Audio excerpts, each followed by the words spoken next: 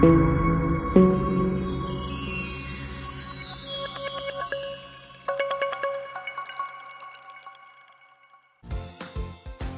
à tous et bienvenue dans la chaîne Chirurgie dentaire avec Manal.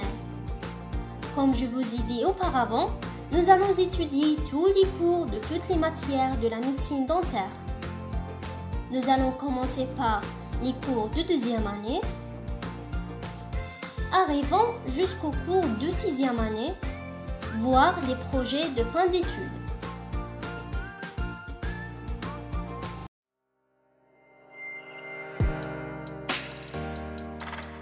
Cette fois, nous apprenons un cours simple qui est la forme générale des dents.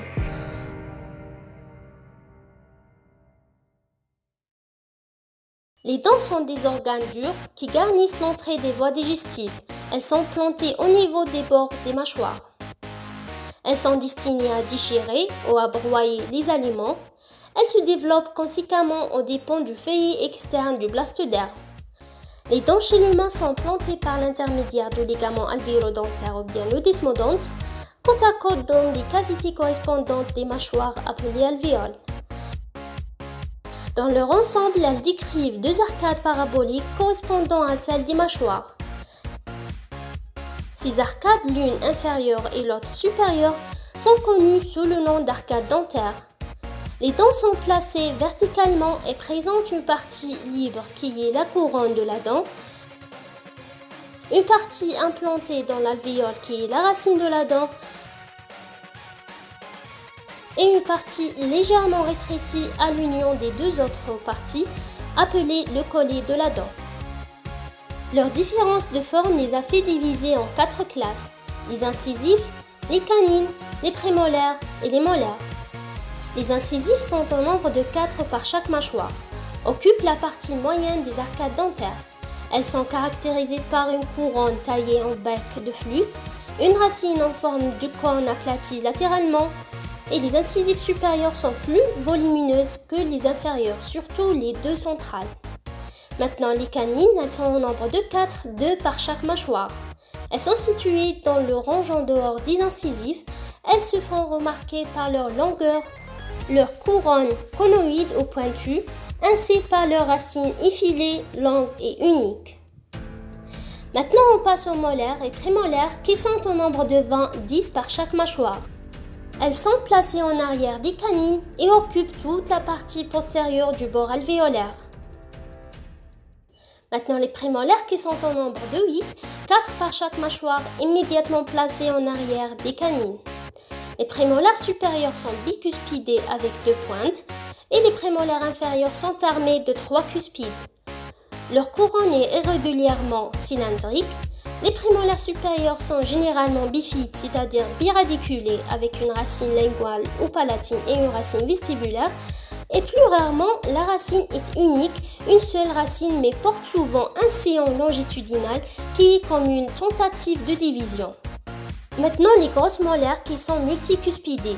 Elles sont au nombre de 12, 6 par chaque mâchoire. Et 3 de chaque côté de chacun des deux maxillaires. Elles occupent la partie la plus reculée des arcades alvéolaires en arrière des prémolaires. Leur couronne est cuboïde, armée de 4 cuspides qui sont disposés à chacun des angles de la couronne. Il y en a 5 aux molaires inférieurs. Leur racine est le plus généralement double à la mâchoire inférieure et triple à la mâchoire supérieure.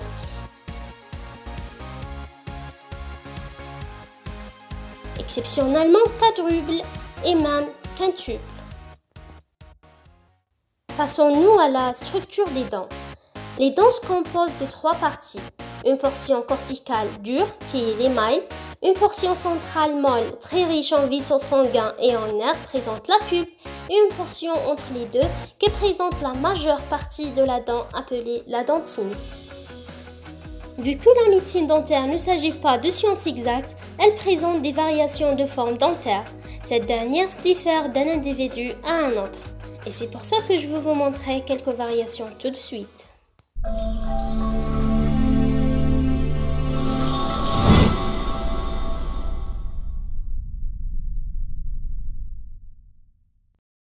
Avant de passer aux variations, regardez la forme d'une incisive sur une coupe mesiodistale de vue vestibulaire.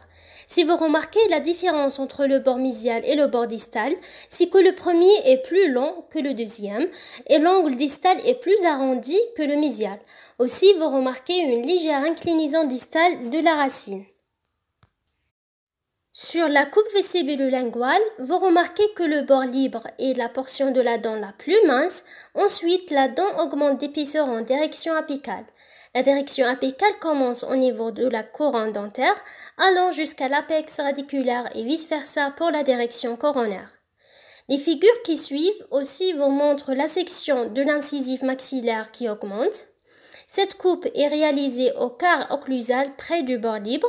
L'incisive à ce niveau est vraiment fine. L'autre coupe est réalisée à mi-hauteur de la couronne. Ce petit trait est la chambre pulpaire. Et la dernière coupe est au niveau cervical où la section est presque triangulaire et l'épaisseur est importante. Sur la deuxième planche, il y a une incisive centrale mandibulaire. Il est bien clair qu'elle est plus petite que celle maxillaire. Maintenant, ces figures montrent les variations de forme pulpaire, dont la première présente une cavité pulpaire simple avec un seul canal. Sur la deuxième et la troisième coupe, vous remarquez la présence d'une forme ressemble à un îlot naturel entouré de l'eau. D'où vient le nom d'un îlot dentinaire bordé par les canaux pulpaires. Ce qui fait de la cavité pulpaire devient complexe. Et ce type de cavité pulpaire également peut donner des variations. Soit les canaux s'anastomosent donnant un seul canal se débouche à l'apex radiculaire, soit après la rencontre des canaux, ils se ramifient en deux canaux différents et se débouchent à l'apex radiculaire. Cette troisième planche montre une canine. Sur la coupe mésiodistale, il y a un versant distal plus petit et plus bas que le versant mésial et ces deux versants se rencontrent à la pointe canine. Avec une cavité pulpaire simple, la coupe vestibulo-linguale se ressemble un petit peu à celle des incisifs, mais la racine de la canine est plus longue et plus large. Aussi, la canine peut présenter des variations au niveau de la forme des cavités pulpaires. Elles peuvent être simples ou complexes. Maintenant, les prémolaires. Elles peuvent être bifides ou biradiculées avec un tronc radiculaire long occupe presque 3/4 de la longueur radiculaire. Elles peuvent être monoradiculées mais avec une petite bifidité à l'extrémité apicale et ramification du canal pulpaire, ou encore peuvent être monoradiculées avec une cavité pulpaire complexe. Cette coupe est réalisée à mi-hauteur coronaire, presque il n'y a pas de pulpe à ce niveau-là. En allant en direction apicale, la pulpe apparaît sous forme de trait sur une coupe coronaire cervicale. Ensuite, la pulpe prend la forme d'un papillon au niveau du plancher. Voilà le plancher, il se trouve ici. Et s'il y a une bifidité à l'extrémité radiculaire, comme dans cette figure, la coupe donne cette forme. Et les molaires également présentent des variations de la forme des racines ou de la cavité pulpaire. Bon, je crois que je vais m'arrêter ici car la vidéo devient trop longue si je mentionne tout. Donc, je vous mettrai en bas le lien où vous trouverez le PDF de ces planches anatomiques. Si vous voulez plus de détails, il y a aussi des informations sur les dents lactéales là-dedans.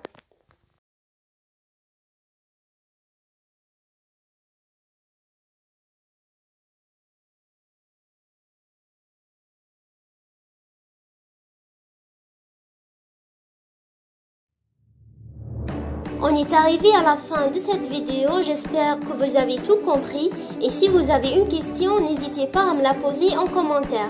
N'oubliez pas de vous abonner, de cliquer sur j'aime et surtout de partager la vidéo pour qu'elle arrive aux autres étudiants. Merci pour votre attention et à très bientôt.